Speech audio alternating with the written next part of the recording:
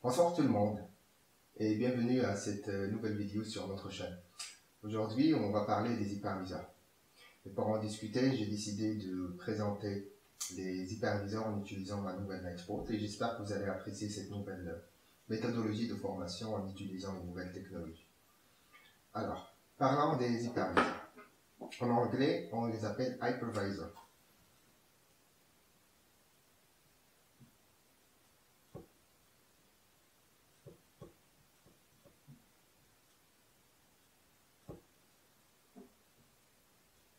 Alors, qu'est-ce que ça veut dire un hyperviseur?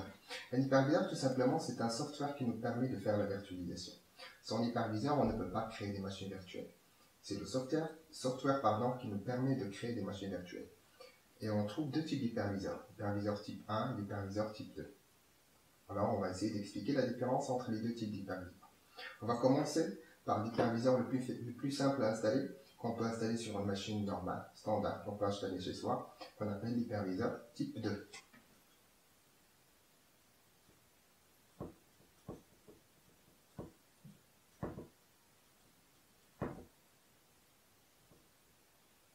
Alors, pour faire la virtualisation grâce à un hyperviseur type 2, on aura besoin du matériel. Alors, le matériel dans ce cas-là, qu'on va représenter ici, ça va être tout simplement un PC ou bien un serveur. D'accord? Alors, ce PC ou ce serveur, il va représenter ma couche matérielle. Bien sûr, qu'est-ce qu'on a dans cette couche matérielle? On a les composants, tout simplement, qu'on a à l'intérieur de cette machine. Alors, quels sont les composants qu'on a à l'intérieur de cette machine? Tout simplement, dans un ordinateur ou un serveur, on trouve par exemple de la mémoire. On trouve par exemple CPU. On trouve des disques pour le stockage.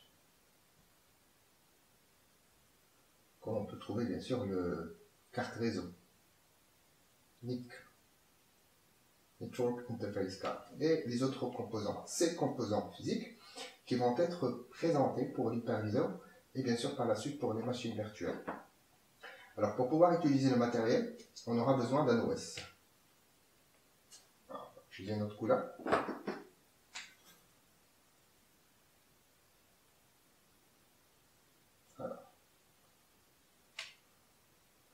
L'OS, c'est tout simplement le système d'exploitation. Et vu qu'on parle d'un PC et on parle d'un serveur, si on utilise par exemple un PC, ça va être un OS genre un Windows 10. Si on parle d'un serveur, ça va être un OS genre un Windows 2016. On va les présenter ici. Windows 10. Ou bien Windows 2016. Et sur l'OS, on va installer notre hyperviseur.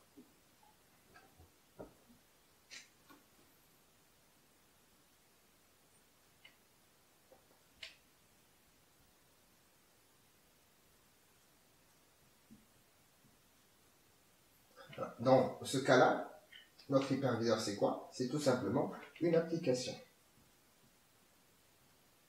C'est une application qu'on installe sur notre système d'exploitation et comme ce qu'on a dit, alors l'hyperviseur nous permet de créer des machines virtuelles.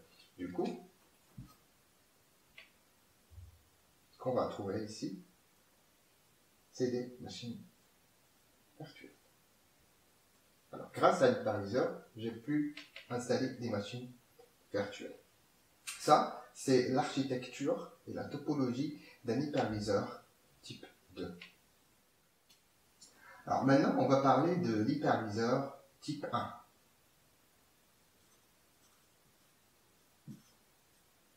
Type 1. Alors, c'est quoi un hyperviseur type 1?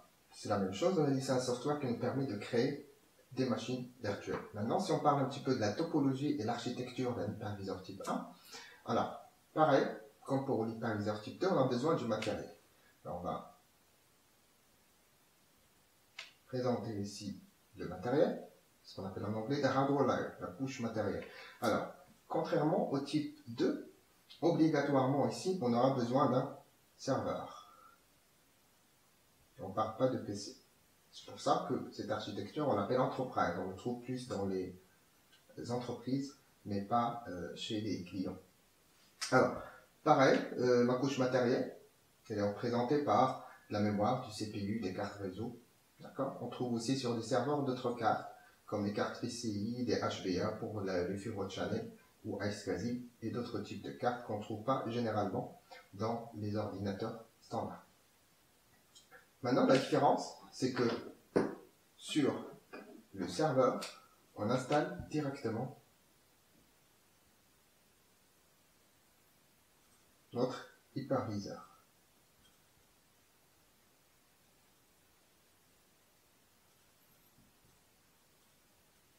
Alors l'hyperviseur, il s'installe directement sur le serveur, qui veut dire qu'on n'a pas de système d'exploitation.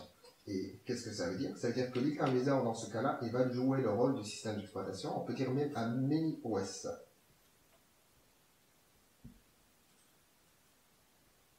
Pourquoi mini-OS? Parce que c'est une couche très légère. C'est-à-dire qu'il ne consomme pas en termes de ressources, mémoire et CPU. D'accord? Alors c'est vraiment une couche très très légère qui ne consomme pas assez de ressources, mémoire, CPU, disque et tout ce que vous voulez. Et bien sûr, l'hyperviseur, il va nous permettre de créer les machines virtuelles.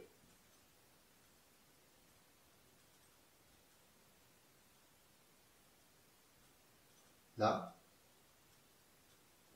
au top, on trouve les machines virtuelles qui sont créées grâce à notre hyperviseur type 1. Alors, ça, c'est l'architecture de l'hyperviseur type 1. Et comme ce que j'ai dit, la différence majeure, c'est qu'on n'a pas de système d'exploitation. On a une couche légère de l'hyperviseur qui va jouer le rôle de système d'exploitation, contrairement sur le type 2, où l'hyperviseur est une application. Ça, c'est l'architecture type 1. Maintenant, on va parler de la comparaison entre les deux et l'utilisation et bien sûr les différents types ou bien les différents constructeurs des hyperviseurs type 1 et type 2. On a parlé de l'architecture des hyperviseurs type 1 et type 2. Maintenant, on va parler de qu'est-ce que ça veut dire concrètement un hyperviseur type 1 et type 2 dans une entreprise, par exemple. Alors, on va revenir sur notre Lightpoint. On va prendre par exemple l'hyperviseur type 1. Alors concrètement, qu'est-ce que ça veut dire un hyperviseur type 1? Tout simplement, c'est un serveur, comme nous l'avons expliqué. D'accord? Généralement, il y a plusieurs types de serveurs. Serveur A, Tour, Blade. On peut en discuter un jour si vous voulez. Vous pouvez laisser un commentaire. Alors, un hyperviseur, un serveur sur lequel on installe une toute petite couche de virtualisation qu'on appelle l'hyperviseur. D'accord? Concrètement, c'est ça. C'est un serveur avec un hyperviseur qu'on a dans une entreprise. Parce que généralement, ce serveur-là, qui n'est pas seul, hein, on en trouve plusieurs serveurs avec. Ça, c'est un serveur. Ça, c'est un serveur. Ça, c'est un serveur. Et on regroupe ces serveurs dans une armoire qu'on appelle un rack.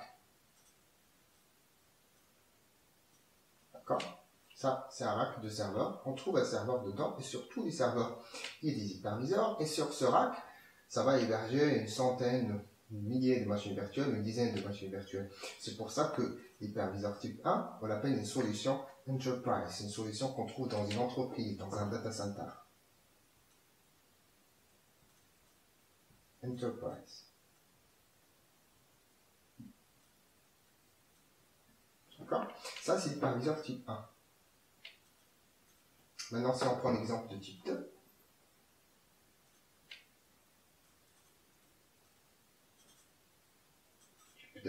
alors, type 2, c'est un ordinateur de bureau, un PC portable.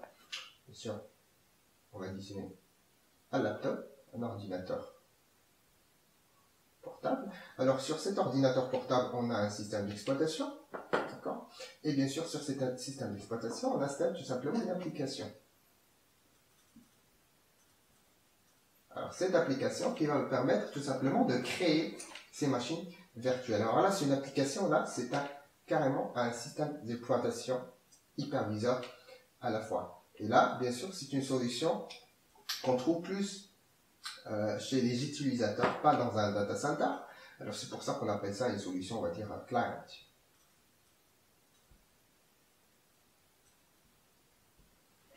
D'accord? Ça c'est le type 1, ça c'est le type 2. Maintenant, ça c'est par rapport à l'utilisation. Maintenant, des exemples. Si on prend le type 1, l'hyperviseur type 1, bien sûr, le numéro 1 sur le marché worldwide, c'est vSphere de VMware. On va les donner par ordre. Alors,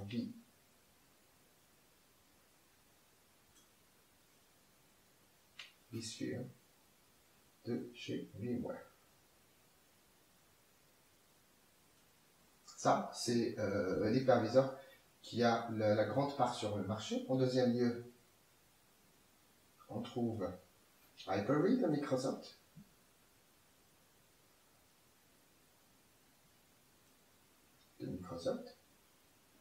Et en troisième lieu, on trouve XenServer.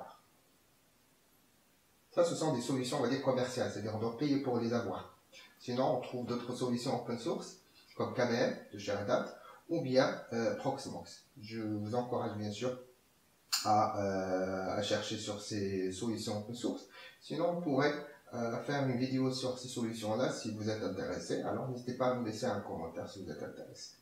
Maintenant, pour les solutions type 2, alors les plus utilisées, on parle généralement de VMware toujours.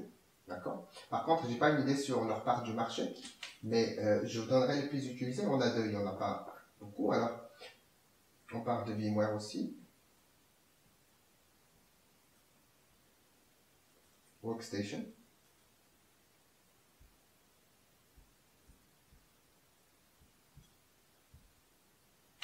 Ça, c'est une solution de VMware. Et on parle de VirtualBox. VirtualBox. Alors ça, c'est une solution open. C'est une solution de Citrix. C'est acheté par la suite par Oracle. Ça, c'est bien sûr les deux types d'hyperviseurs. Ce que je peux rajouter finalement, c'est que vous n'allez pas généralement trouver la nomination hyperviseur type 1 et type 2 tout le temps, mais l'hyperviseur type 1, on le nomme bare metal.